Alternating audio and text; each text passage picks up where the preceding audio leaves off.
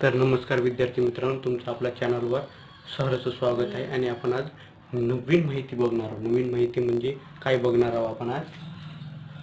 महाराष्ट्रातील जी डोंगर रांग आहे ना, डोंगर रांगा,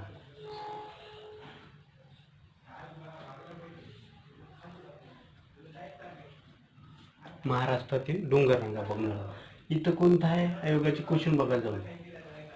कोणता आहे? सातपुडा.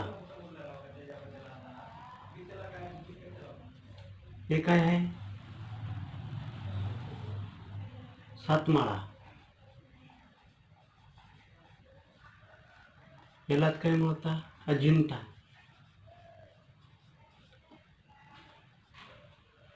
अजिंठा डोंगररांगाही म्हणते त्याला.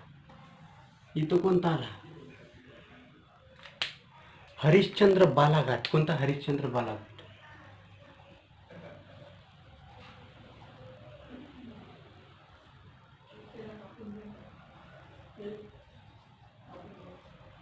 अरे इथं लास्टला कोणता आला? शंभू महादेव.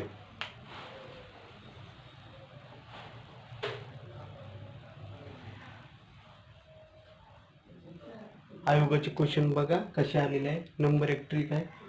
स स ह स स स ह स.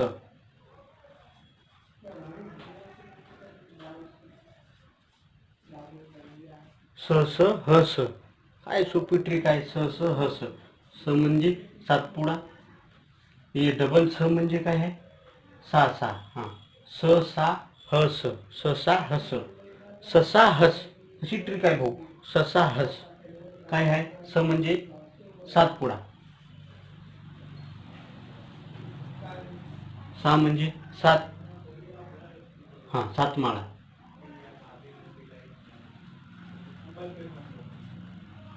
सातमाळा. आणि ह म्हणजे हरिश्चंद्र बालाघाट.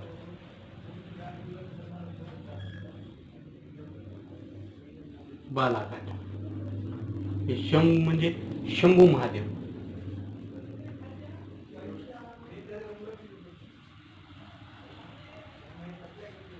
याच्यावर खूप सारे आलेले आहे आयोगाचे क्वेश्चन. चेक करा, बघा. क्रमवारानुसार येऊ शकते, नाही तर सर्वात वरचा कोणता येऊ शकेल, नाही तर मधला कोणता आहे. दोन अशी देऊ शकते तुम्हाला. सातपुडा आणि हरिश्चंद्र याच्यामध्ये कोणती पर्वत डोंगर रांग आहे? तर हे सातमाळा, अजिंठा. त्याच्यानंतर काय आहे?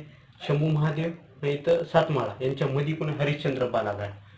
नाही तर सर्वात वरची, नाही तर सर्वात दक्षिणेची, असं विचारू शकते. नाही तर कोणत्या जिल्ह्याला